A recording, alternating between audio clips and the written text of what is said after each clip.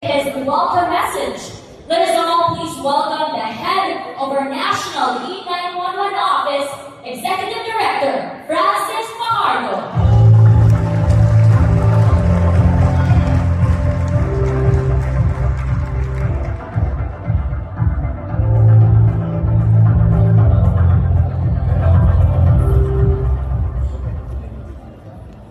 Good morning. To our Honorable Secretary, Attorney General C. Apelos Jr., Sir, Mr. Don Ferguson, CEO and co-founder of NGA 911, Mr. Mitch Noxil, PLDT First Vice President and Head of Enterprise and International Affairs, our Grandmaster, Ariel Gayanan, Grandmaster of Free and Accepted Reason of the Philippines, Honorable Governors and Chief Executive, good morning. Ladies and gentlemen, esteemed guests, and fellow countrymen, we gather today at a pivotal moment in our nation's history. A moment that marks the dawn of new era of public safety and security for every Filipino. As the Executive Director of Emergency 911 National Office, as entrusted by our Chief Executive, His Excellency Ferdinand Bongbong Marcos Jr., and our good Secretary, Attorney General C. Apelos Jr., I stand before you with a profound sense of duty and determination to uphold the values of service and safety that our administration holds dear. The call to action was immediate and clear: to transform our 911 call handling system in the Philippines and ensuring that every plea for help is met with a swift and effective response. And under the guidance of our Secretary, we embark on a journey to provide our people with quality service and protection they rightfully deserve. Today, as we witness the fruits of our labor, I extend my deepest gratitude for the trust placed in me to lead this vital mission. Sampu ng aking mga kasamahan at ang buong opisina sa pangakong hindi po namin sasayangin ang tiwala ninyo at ng ating mamamayan. Masaya ko pong ibabahagi ang pagbabago na nanganap at magaganap pa sa Emergency 911. Our commitment to public safety is unwavering. Through meticulous planning and dedication, we have crafted a comprehensive strategy that integrates cutting-edge technology, data-driven analytics, rigorous training, and resilient infrastructure. These initiatives reflect the best practices of leading nations like the United States and in Europe, all with the same and singular goal to save lives and protect our property. Sa pagtutulungan po ng Philippine National Police Command Center at ng DILG 911 Command Center, ang respondi po ng ating magigiting na kapulisan ay aming pinagtutulungan upang mapaigting at mapabilis sa loob lang ng 4 hanggang 7 minuto. At ikinagagalak po namin sabihin na simula noong August 8 na formal namin inulunsad at tumanggap ng unang tawag sa PNP PCC bilang isang satellite office ng National Office ng 911. Ito po ngayon ay isinang realidad. In the coming months, we will continue to strengthen the PNP PCC E911 satellite office under the Department of the Interior and Local Government. And we will have our capability to determine the precise accurate caller locations with the technology providing an accuracy of 80 to 90%, limiting the search to reduce just 5 yards. Meaning, mas accurate na po natin malolocate ang caller natin kahit na maputol o hindi na natin makontak ang caller, mapupuntahan at marerespondihan na po natin sila.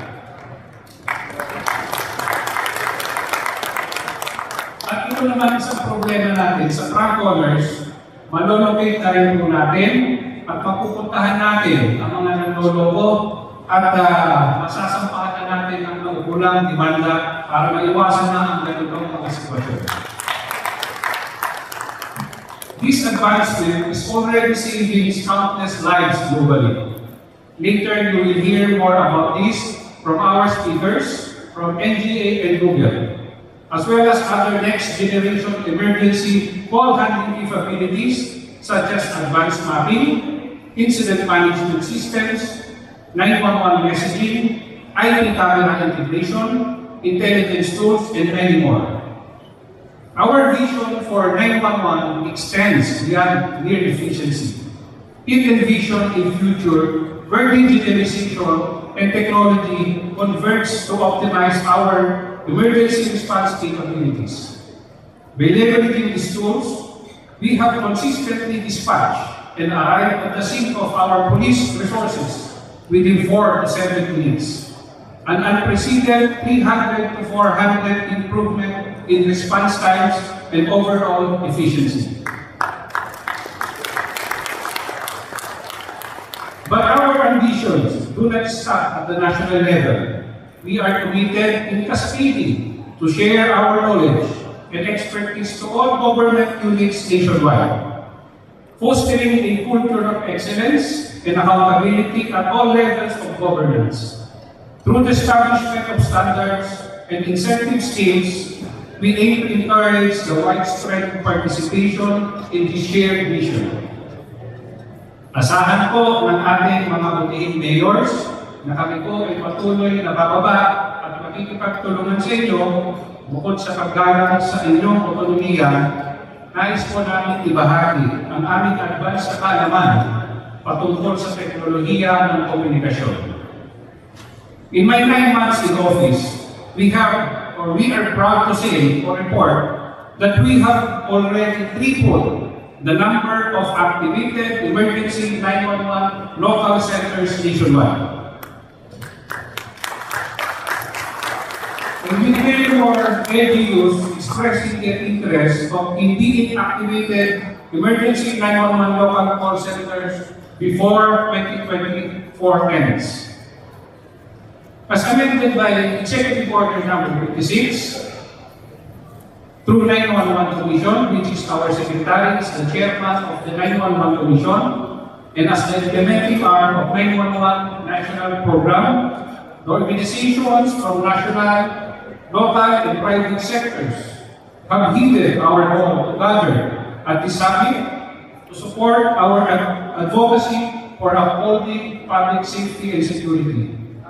I issue a call to arms. Pagtulungan po natin ito, contribute your expertise and security, and contribute your resources, your passion, your ideas, and your energy. Together, we have already begun the journey toward positive change with the invaluable support of our Philippine National Police as well as our Bureau of Fire Protection as our primary responder under 911 National Program. We will transform public safety through a revitalization of Emergency 911 National Program, thereby elevating our nation to greater heights. Let us heed the words of our esteemed Secretary and ensure that every Filipino receives the service they deserve. In unity and solidarity, let us march forward to a safer, secure future for all. Soli Deo Gloria. Maraming salamat po. Dahil ang gusto ng E911, ligtas ka at ikaw ang pina. Maraming salamat po. Mabuhay po tayong lahat at mabuhay po